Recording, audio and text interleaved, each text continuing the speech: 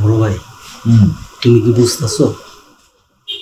ওই যে লাম্বু, ওই যে দেখো, ওই যে লাম্বু, লাম্বু ছেলেরা কিন্তু তোমার ট্র্যাপে ফালাই দিতেছে।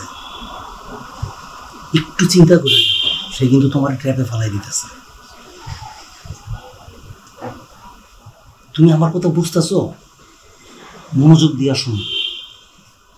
এই ছেলেরা যদি এইবারের মেয়েটারে বিয়ে করে, হ্যাঁ, এই মেয়েটা কিন্তু এইবারের মালিক, মানে মালিকের সে বিয়ে করতেছে। তারপর কি হবে বুঝতে পারো?